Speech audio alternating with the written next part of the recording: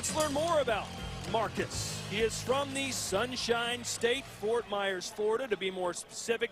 26 years old, brings in a 13-2-2 record with 3 knockouts. 14 of his 17 pro bouts have been right here in Florida, and he's coming off his biggest win to date over James De La Rosa. As for his opponent, the numbers do not lie. Out of Sao Paulo, Brazil, 22 years old, and he is perfect. 19-0, 17 wins by way of knockout, and look at that knockout percentage, 89%. 13 of his fights have been in Brazil. This is his 3rd fight here in the United States. Now it's time to see what the fighters need to do to look like a champ, brought to you by Just for Men. Well, let's start with Teixeira. Not the Yankee first baseman who's on the injury list right now, but the fighter. Pressure and body work. And for Willis, well, let him come and take advantage of his wide punches with some straight counters. So here we go. By the way, Todd Grisham and Teddy Atlas ringside for the first time ever. Should be a ratings bonanza. Keep your blows above here. His a little high. Keep them here above. Questions? Questions? Good luck, guys. We'll check in with Bernardo in the studio in a few minutes. But right now, here we go in the junior middleweight division. And Teddy Patrick Teixeira came in a pound overweight, had 2 hours to lose it. And in this Jacksonville humidity, that's about 2 laps around the hotel, and the weight came flying off. A little too much of the weight came flying off, but I don't think it'll affect him. And you're right, Todd. Very hot here. Came in 1 pound over to Teixeira. The contracted weight limit of 156 was given 2 hours to lose the weight, and what did he do? Well, he did a maybe too good a job. He came back 154, so he actually lost 3 pounds instead of just the 1 pound he was over. As for Marcus Willis, wearing red, white, and blue in honor of July 4th, told me feels like Apollo Creed and Rocky IV. Hopefully he doesn't end the fight that way, that the fight ended for Apollo Creed against Ivan Drago. Well, Willis has been knocked out 1 time. He's never been past 8 rounds. He doesn't have to worry about that alone because his opponent, Teixeira's never been past 8 rounds, so they might both be experiencing something new. Tonight we'll find out if we get into those deep waters. But Willis, well, he's been in with more real fights than Teixeira. He has more competitive and better competition. You know, he knows what a fight's about. I'm not so sure Teixeira does.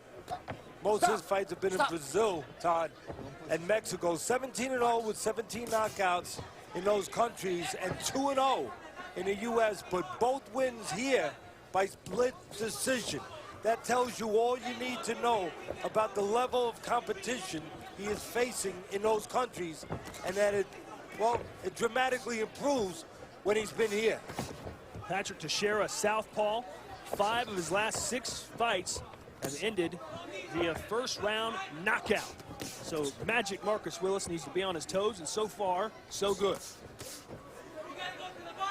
Suéltalo. Teixeira's 4 years younger. You see 19-0, 17 knockouts. First question I always ask, Todd, is it real power?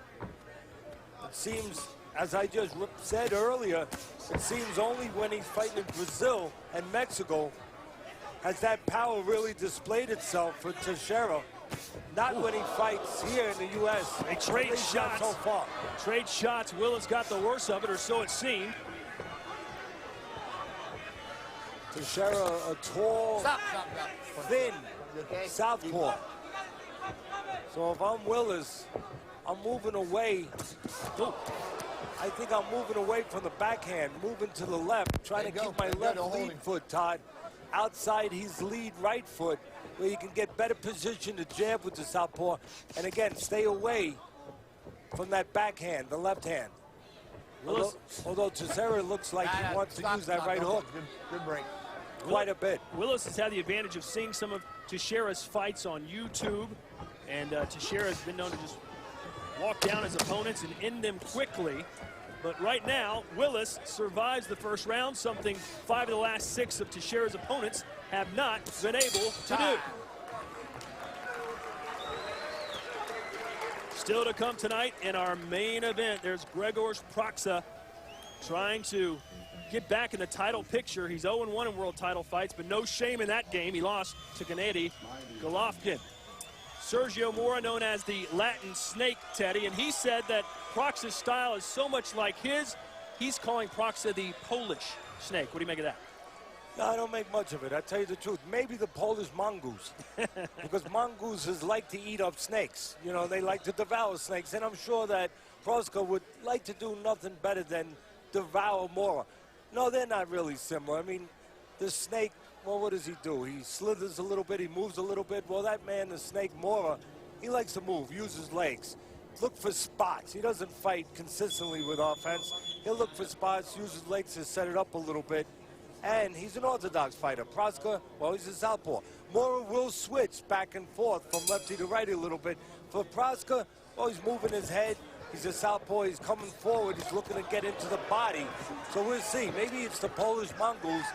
And by the way, Todd, I can almost hear the television sets clicking on all over the country. I thought you were going to say clicking off. No, clicking on. I love it. Because my man Todd is here. Well, I know my mom's watching, so there's one extra viewer. As I mentioned, Teixeira has not, or Willis has seen Teixeira fight before, but Teixeira's seen nothing about Willis. Said, I've seen no footage at all. I'll see how he works and then go after him. So Teixeira fighting blind, so to speak. But usually that's the case when fighters don't have too much professional experience.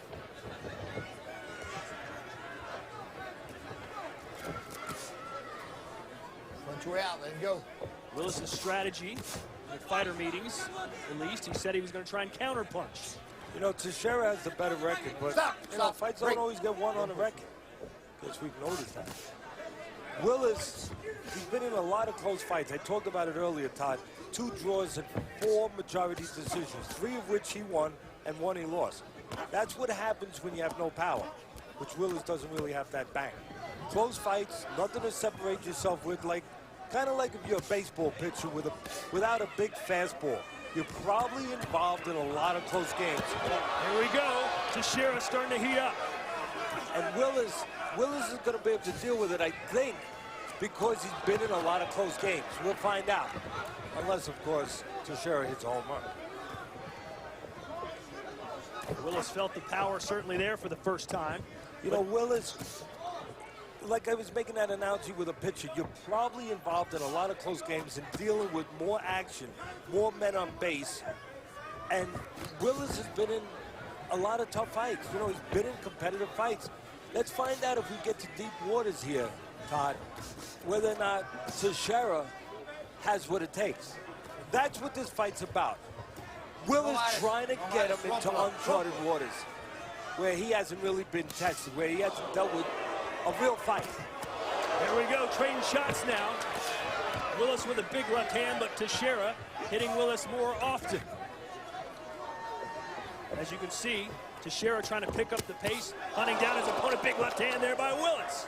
Well, Willis right now giving a little ground, but taking what's given him. He's giving a little ground to get something up. He's looking to catch Teixeira, and we talked about that in Perform Like a Champion or Fight Like a Champion, Look Like a Champion, whatever it is, but trying to be a champion. We talked about Willis trying to counter Teixeira. All right, round 2 in the books. Let's send it to Bristol, Connecticut. Bernardo Osuna standing by. Thank you, Todd. Trying to keep the seat warm. It's good to be back here in the Friday Night Fight studios, but I'm not alone. Alongside ESPN.com senior boxing writer Dan Rayfield, we've got a lot of stories to cover, including we're going to get you ready for the Gennady Golovkin-Matthew Macklin middleweight title fight. Dan, you were just at the weigh-in, drove up. What was the vibe there? Vibe was good. These guys are pros, very intense at the weigh-in. These guys were definitely in shape. They were 1 pound under the limit, 159 pounds. No drama. They're ready to fight. A lot at stake for them. And then later tonight, we'll get Dan and Teddy's take on Adrian Broner's performance against Paulie Malignaggi. Did the 3-division titleist they call the problem deliver? And we're halfway through the whirlwind 11-city promotional tour for the Mayweather-Canelo fight. Some say boxing is dead, but the big crowds at every stop and record-setting gate for the September 14th fight say otherwise. We invite you to connect with us on social media. My Twitter handle is @OsunaESPN. You can interact with Nigel Collins and also follow us on the Facebook page. Back to Jacksonville, Todd and Ted.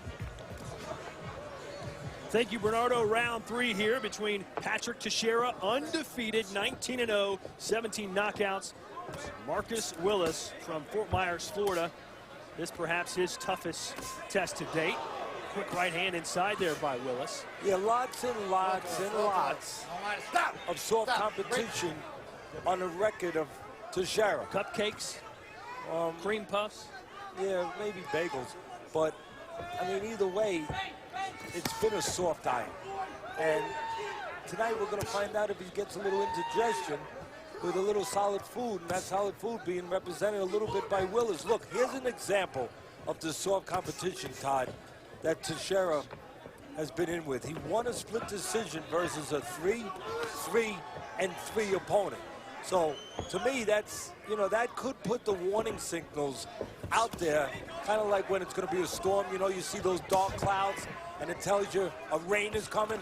Well, when you see that, it tells you maybe a blemish is coming for Teixeira. If not tonight, soon, on his record. Well, Brazil, not exactly Argentina when it comes to fighters. Sergio Martinez, Lucas Matisse, Marcos Medina, all from Argentina. Not many great Brazilian fighters. Acelito Freitas, perhaps the most recent solid fighter. No, well, you're picking, you know, when you pick Argentina, you mentioned some good ones. You could go back even further. One of the greatest middleweights, maybe of all time, Carlos Monzon. Then you had Victor Gallendes, light heavyweight champ from Argentina. You had Oscar Bonavino, heavyweight contender, real tough guy. Fought Frazier, had Joe Frazier on the floor, fought Ali. When Ali came back, went 15 rounds with Ali. I mean, they have a real history of fighters that Brazil doesn't have. Of course, Brazil has somebody named Pelé. And, I don't know how good his left hook is, but his left foot and his right foot were really good. One of the greatest footballers of all time. And you see the Confederations Cup final, Brazil taking on Spain. How about that for a transition? That's Sunday on ESPN. That's the Sports Center anchor coming out. Stop. Hey, talking about transition. There it is. There it is. Talking about transition, I'm going to take your lead on that. Are we seeing a little transition for Teixeira here? You know, maybe starting to get into the deep end of the pool that he hasn't been in his career. Maybe going to be tested a little bit. Well, now, speaking of testing, Willis needs to find some resolve. He was rocked, and there's a left hand again. And all of a sudden, the bell may be Marcus Willis's best friend here in the 3rd round.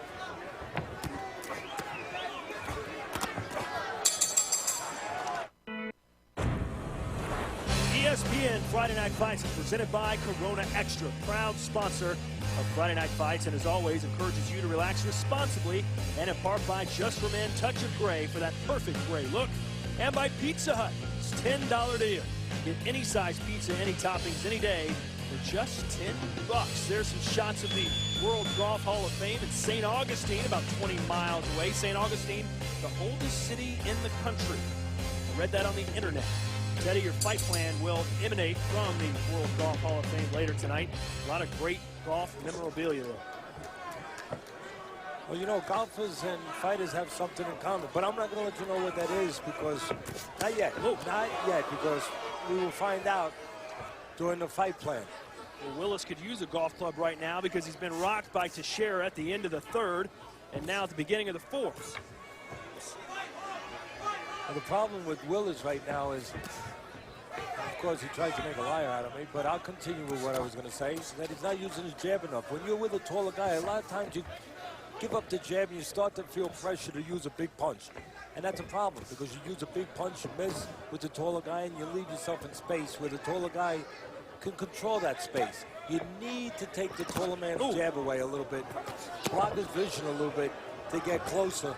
And it wouldn't be a bad idea, Todd, for Willis to start using that right hand a little bit.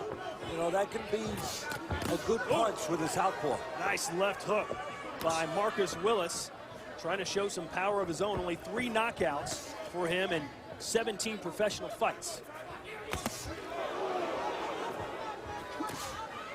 Willis promised some fireworks here in Jacksonville as we get set for the 4th of July next week.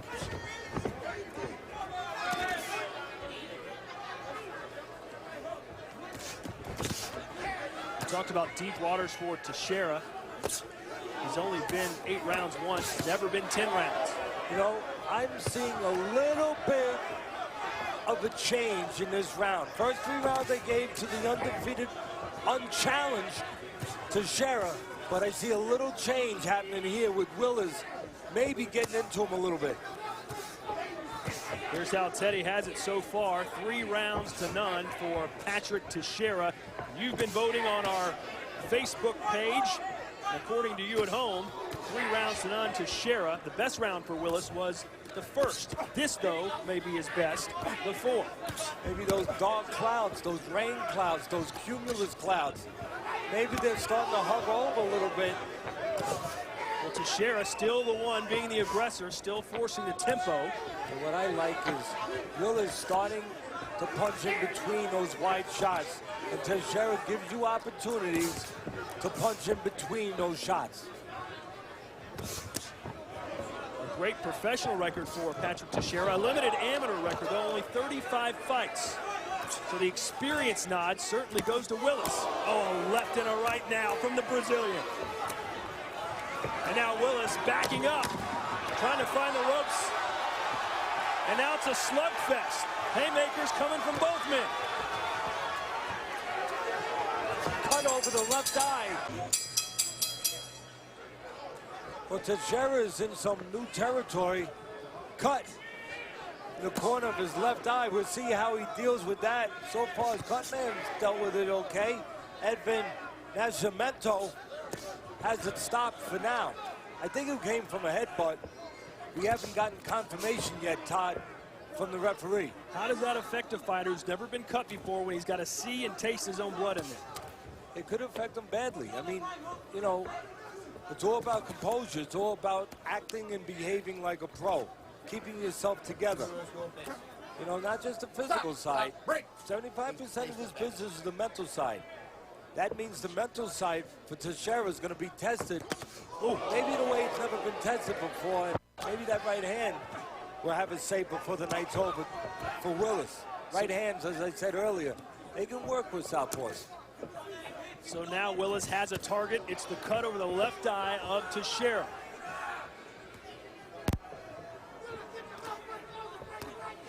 Willis has never been longer than 8 rounds. Has been knocked out once. Told us he's only been knocked down twice in his career. He's been standing pretty strong. Was rocked at the end of the 3rd round, right before the bell rang. Another clash ahead. You can see Willis wincing in pain.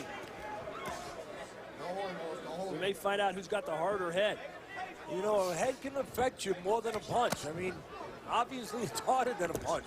It can affect you. For that second, you made a good point that he was affected, and he was. He grabbed, he held on a little bit to clear his head, Willis did. And his head has now got a few butterflies flying around in it. And he's grabbing, so it would kind of speak to the truth of that. As he grabs to try to stop the action. Nice jab there by Teixeira.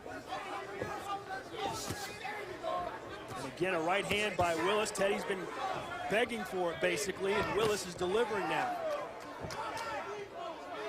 Well, what I like about Willis is he came in here with a little bit of plan. You know, he was told that Teixeira could punch, so what's he doing? He's trying to move a little bit, punch and move, a little like Paulie Malignaggi did with Broner, to the side to keep the punch off balance.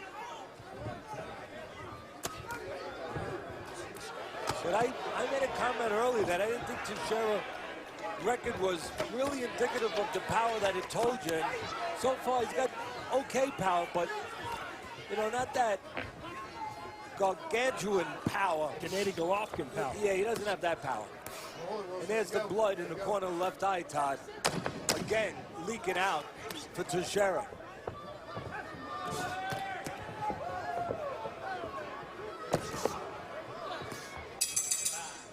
So Teixeira cut over his eye, but was it a headbutt or was it a punch? All right. Okay, you got to get back to boxing, baby, okay? All right? We need this well. We need this well, Joe. This is the one from this round here, Todd, and there, that one we know is a headbutt. Did not cause the cut. The cut had happened the round before but it definitely, you see the anguish on the face of Willis. You made the point. Willis was buzzed there. Let's listen into Marcus Willis's corner, brought to you by the United States Marine Corps. Bring it right here to the body, okay? Pop, pop, pop. Shoot it right here to the body, okay? And get your counter hooks off. When you throw that loop right, left hand, counter the hook off of that, okay? Throw it there short stuff, okay? You got to touch him. Touch him. You don't have to bang with this guy, okay? Divide and change it. Divide and change it slowly. Don't let him hit you. Let's go to work. His corner doing a motivational job, giving him a little direction, but also telling him, basically, you're not in there with a monster. You should know that by now. That's, you know what? Let's speed it up a little bit. I agree with him. Willis has taken some pretty big blows from Teixeira. Never looked in real trouble except possibly at the end of the thirds. Don't grab.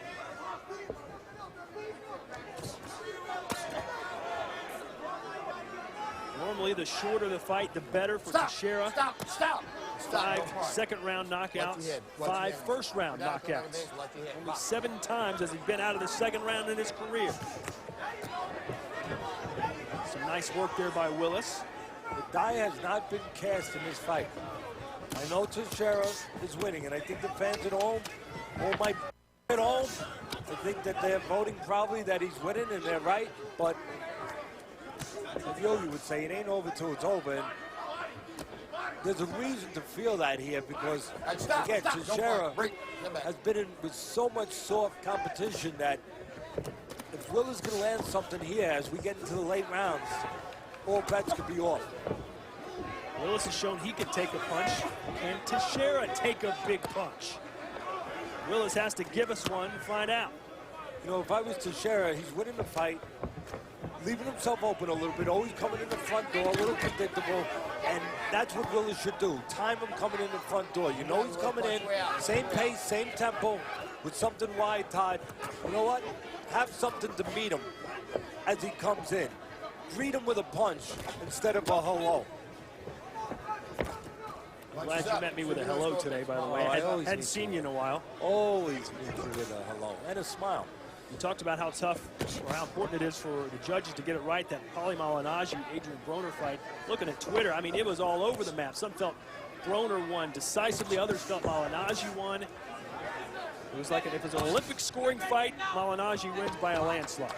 Yeah, that's a good point. I mean, they're changing the rules. There's a good left hand, a power punch for a southpaw that Willis walked right into. Teixeira can turn into that punch. But they've changed the rules on Olympic scoring because up until this year, actually the next Olympics is when it's going to be put into place.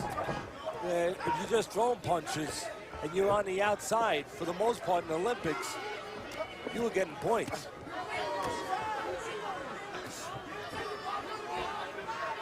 Willis trying to use the jab to set up the right. Didn't work that time. No, you know, Willis walked into that left hand. It might be enough to win the round for Teixeira, but I was mentioning earlier, you find the southpaw, move to your left away from that power punch, and Willis not doing that. Time. Welcome back into Friday Night Fights. Teddy Atlas, Todd Grisham ringside. We are in the 7th round, halfway done, as Patrick Teixeira, unbeaten out of Brazil, taking on Marcus Willis, who's shown himself pretty well, despite a fairly average record of 13-2-2. You know, I talked about Willis's game plan, moving a little bit, keeping at least a man with the reputation for power, keeping him off balance a little bit, and that he should counter Mr. Teixeira as he comes in. You know, catch him coming in that front door with a straight punch inside one of those wide shots. For me, Teixeira, he could have been going to the body a little bit more early on, because once he recognized, or at least he should have recognized, that Willis uses his legs, well, he should have started going to that body, I think, a little bit, taking a little air out of the tires and making it harder for Willis to use that for one of his elements. And big swing and a miss by Willis, and it may cost him the fight. Teixeira looking to seal the deal. Lefts, rights, Willis covering up. Now to the body, back upstairs. Does Willis have an answer? A referee looking intently. He may stop it, asking Willis to do something. Yeah, that's what Willis has to do. Try to interrupt that flow by grabbing and just holding on and killing time right now. Right now for Willis, he needs to kill time. And he just did that. Now he needs to find a way, Todd, to punch in between one of those wide shots. Big uppercut by Teixeira. Can Willis fight his way out of this? What did I talk about a moment ago? Going to the body, right? That Teixeira maybe missed the boat, not going to the body. If Willis survives his round, I think Teixeira missed the boat by not going downstairs with 1 or 2 shots. Here comes 1 or 2 more shots from Teixeira, who's now picking his targets better, being very patient. And that blood coming out a little bit in the left corner of the eye of Teixeira. Teixeira paying no attention to it right now, having all his way. But there are opportunities for Willis to punch in between. 2 reasons why, Todd. One is because of the wide shots we've been talking about from Teixeira. And guess what the other reason is? Teixeira's tall, but he stands straight up. There's a target. And right now, Willis catching that target a little bit. Willis again just eating punches right now, but has 25 seconds to go to survive round 7. Oh! Wind up and fire, but the right hand of Willis beat Teixeira to the punch. If I'm Willis now, I'm saying, okay, there's only a little, I hear that tap, I'm going after him. Saying you did everything you could, I'm gonna finish up here. Round 7, our best round of the fight. Watch how Teixeira lands his right hook to start. He takes a little step back and then creates a little gap and he closes the gap. Watch again, just a little step back and he leads the beetle into the web and the spider says, take that. But the beetle has a little something to say before it's over. Willis lands the right hand, but that right hook by Teixeira, Todd, from the southpaw, that's a dangerous punch for an orthodox fighter because they're just not used to seeing that punch come from that angle. You know, their peripheral vision is just not trained to see that. Here's our punch stats. Teixeira, as you can see, dominant. 48 shots delivered to Willis's 13. And right now, Willis has to find the combination to Teixeira's lock. He's got 3 rounds to do it, and things are not looking good for the Fort Myer natives. You know, I'm going to argue with you. I'm going to say they're looking pretty damn sunny after that rainstorm that he just survived. He just survived thunder and lightning. You're saying he's not doing good. He's feeling pretty good that he just survived torrential rain. And you know what? Maybe the sun comes out for him now.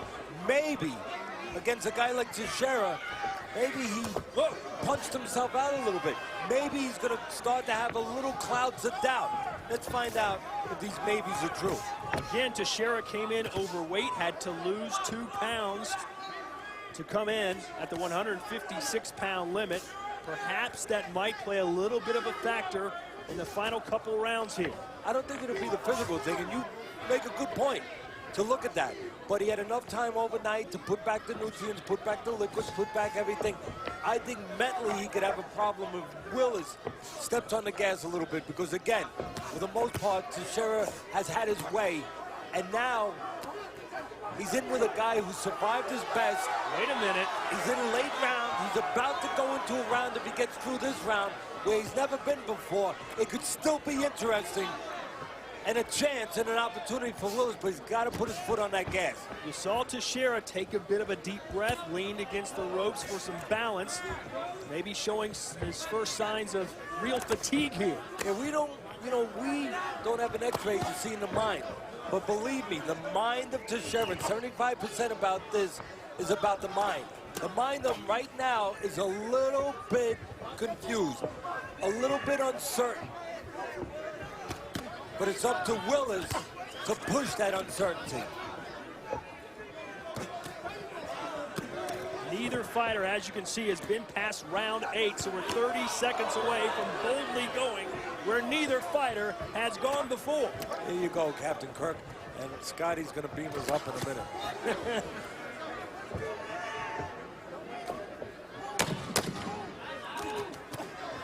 Not a bad round for Willis coming off of that torrential storm. And not a bad opening contest here for us on Friday Night Fights. Still to come, our main event featuring that man, Grzegorz Proksa, taking on Sergio Mora. If you don't know too much about Grzegorz Proksa, allow me to provide you more fighter facts, brought to you by the United States Marine Corps. Being from Poland, you might think Andrew Golota would be his fighting hero, but no, it's former British world champion Chris Eubank. His nickname, Super G. Jimmy Lennon Jr. gave it to him. There's no real rhyme or reason, but Grzegorz said, well, my first name's tough to pronounce, so Super G is fine with me. And his first loss came to Gennady Golovkin, but no shame in that game. He may be one of the best pound-for-pound fighters in the world. Proksa certainly has the power advantage over Sergio Mora. Mora, only 7 knockouts in his career. Proksa, 21 knockouts in his 31 professional fights. A reminder to score this fight at home on our Friday Night Fights Facebook page. 2 rounds to go. Again, neither man has ever seen a 9th round professionally. Right now, you can see early on what Teixeira's trying to do. He's trying to land one big shot. He just holds a right jab to the body. And to me, that means the left hand, the power hand for the southpaw, is going to be coming up top. Feels like Willis needs a knockout to win this fight. Unfortunately, he's not a power puncher. Only 3 knockouts in his career. You know when you can hurt a guy even when you're not a puncher? Don't punch, step back. When you go to the body.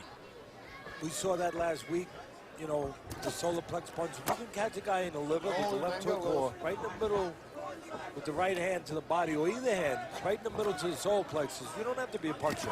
All you have to do is find the magic spot.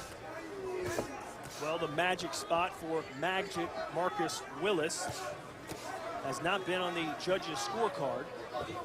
At least Teddy's scorecard, 79 to 74. As for you watching at home and scoring on our Facebook app, only 1 round going to Marcus Willis, 7 to Teixeira. I hate to go out to dinner with these fans at home. Boy, they're a little tight. Don't want to give anything go in their pockets. Well, they see it differently than you do. You're sitting a foot away from the action. They're watching on TV, always a different perspective. I agree with them. I mean, there's only one guy winning the fight at the end of the day. But I still, I mean, we're getting, you know, obviously long in the tooth here in the fight, but I still think I know a guy like Teixeira, there's still some wondering in his mind, you know, that he's in these deep waters. A great work rate from him so far. Yeah, good. But there were spots where he slowed down a little bit. I just think that Willis, in those spots, didn't really pick up the offense. And look, I understand he was hurt. He was through some typical waters, so to speak. But if he would have picked up the offense a little bit, I think maybe you would have seen whether or not there was some wondering truly in the mind of Teixeira, being in these uncharted waters now. The cut over Teixeira's left eye has not been as big a problem as perhaps we first feared coming in the 4th round. Willis just simply hasn't been able to touch it. You know, when you fight like Teixeira and you're always coming forward and throwing punches, when you feel resistance, sometimes it hurts a little bit. He hasn't gotten enough resistance from Willis tonight, just a little bit. A fun opening bout here on Friday Night Fights. We enter the 10th and final round. Magic Marcus Willis taking on unbeaten Patrick Teixeira out of Sao Paulo, Brazil. Neither man has been down, according to Teddy and you voting at home. It appears that Teixeira will get a judge's decision. Willis needs a knockout.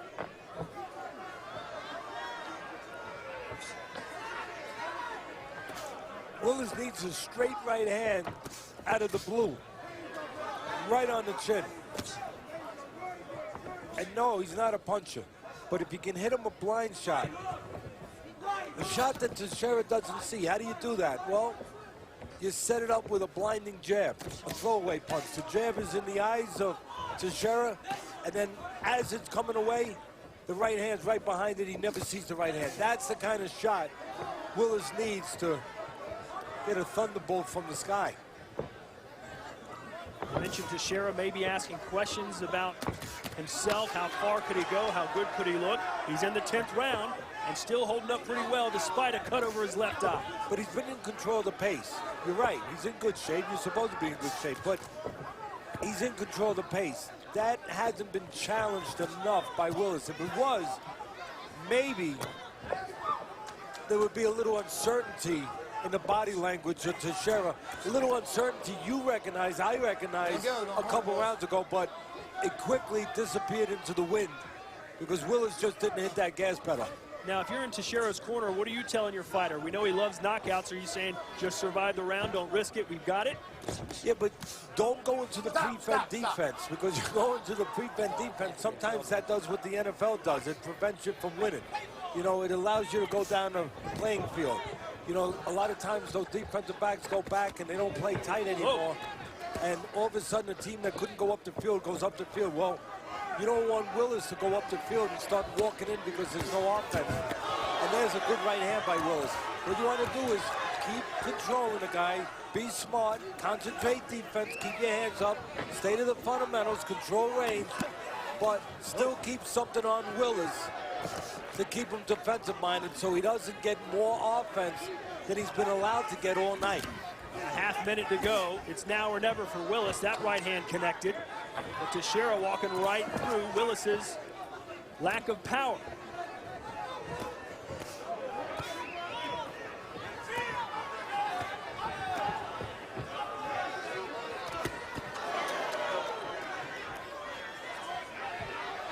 Again, Teixeira still being the effective aggressor even with 10 seconds to go, and he's seemingly ahead on all the score calls. Does Willis have some magic? Short answer, no. Teddy has it for Teixeira. You have it for Teixeira. But do the judges here in Jacksonville have it for the Brazilian? We'll find out when we return.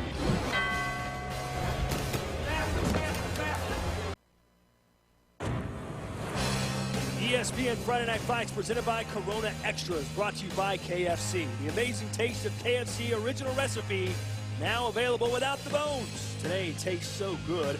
And by the Verizon Share Everything plan for small business, shareable data plans, unlimited talk and text. And by Chrysler, imported from Detroit. We're in Jacksonville, Florida, named after Andrew Jackson. Still to come tonight in our main event, Sergio Mora. The Latin Snake has taken some criticism about the way he fights, but recently he had an epiphany about his style and a wake-up call by not getting calls. When my phone stopped ringing, that's when I realized, you know what, maybe I just need to look at myself as the problem. You know, I can blame the economy, I can blame everyone else, the promoters, the managers, you know, the networks. But they don't want to work with me for a reason. Okay, so what's the reason? Because I thought I won the Shane Mosley fight. I thought I won the Brian Vera, both fights. What's the problem here? Well, the problem is obviously me, because no one else is offering me the right fights. And then they are offering me fights for low money and it's no TV. I can't do that anymore. So I know what I need to do. It's the second chapter of my career. I've never taken a beating inside the ring, nor do I plan to. I just need to take more chances, and I think I'm going to be taking chances tonight with Proska. As for our co-main event, the decision is in. Teddy Atlas has it 99-92 for Teixeira.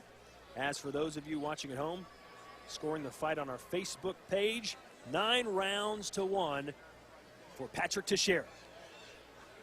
As for your CompuBox total punches, Teixeira with 51 more landed punches. He also threw over 200 more punches. Let's send it now into the ring. Ray Flores with our official decision.